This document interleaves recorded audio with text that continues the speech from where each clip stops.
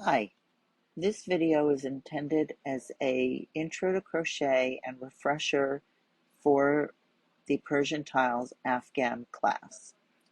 For starters, when you hold your crochet hook, you can either hold it over the hook, what's called the knife hold, or you can hold it like a pencil. You'll want to play with the different handhelds and tensioning your yarn as you practice your stitches to find what works best for you.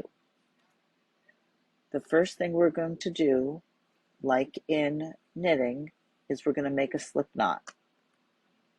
I'm going to take the yarn, the tail is on my right, and I'm going to bring the yarn around my finger and index finger and middle finger. So I've made a ring, and then I'm going to take the tail and bring it from underneath through that ring, and that gives me a slip knot. Place the slip knot on your hook and snug it up against the barrel of the hook, not the neck of the hook where it's smaller.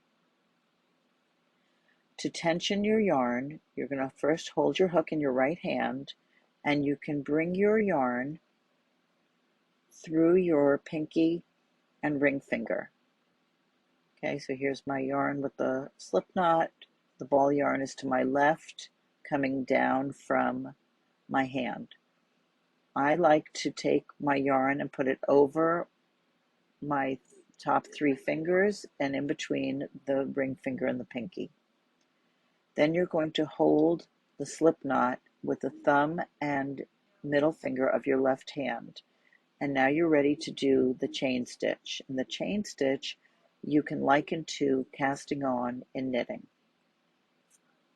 So we're going to start out by bringing the yarn over the hook and towards you.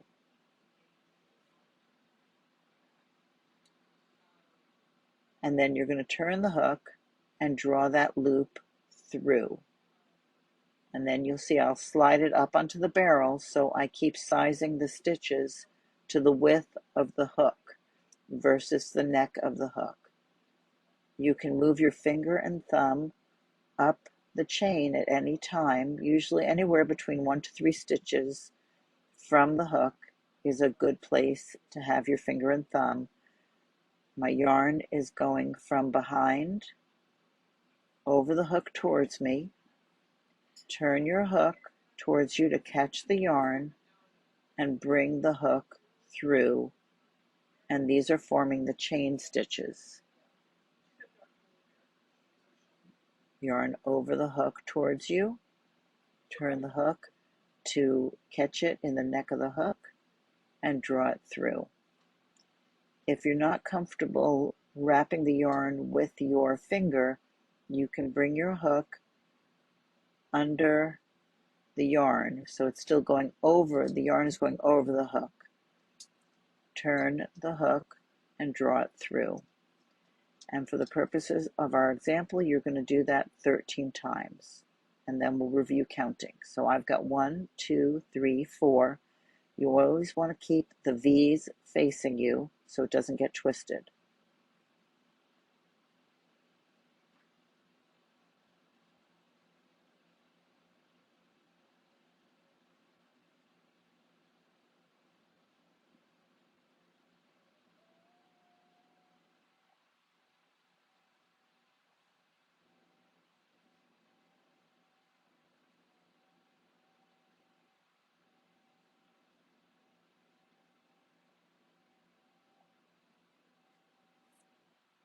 So when you look at your chain, you've got your slip knot down here, and you would count these V's, and the loop on the hook does not ever count as a stitch. So we've got 1, 2, 3, 4, 5, 6, 7, 8, 9, 10, 11, 12, 13.